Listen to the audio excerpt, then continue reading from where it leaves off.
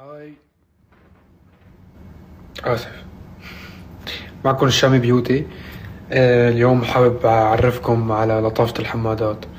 ألطف جمهور بالعالم بجدارة.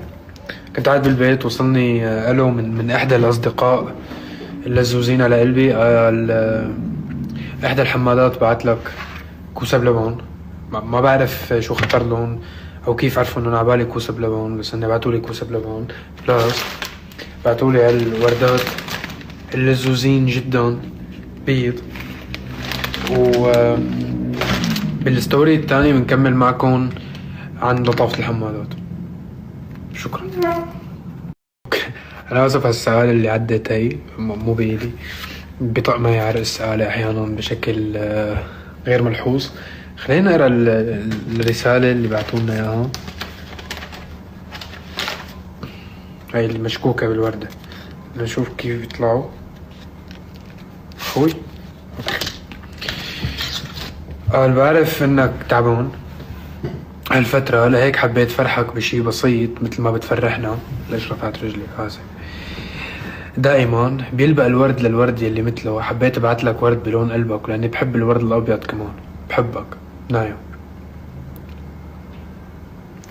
صداع من كتر اللطافة.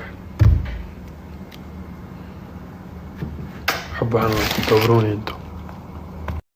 طبعا مشان ما نزعل باقي الحمادات، انا هي مو اول مرة بتوصلني هيك اشياء. دايما بيلاقوا طريقة انه يبعتولي شغلات وبتعنيلي باحلك الاوقات واسوأ الاوقات اللي بكون انا فيها.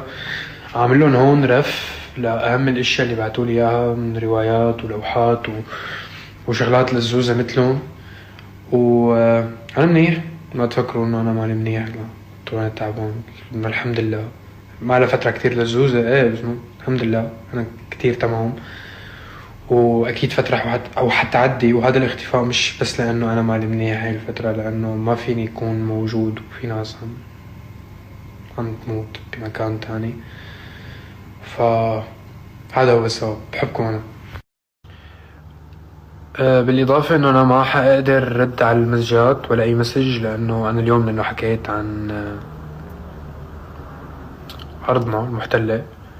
أكلت حظر وما فيني أبعت مسجات لمدة 3 أيام، وما بعرف إذا حيكون في مشكلة على الستوريات، بس أنا أكل حظر.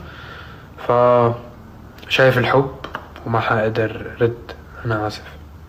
بحبكم مرة تانية. حب وحنان.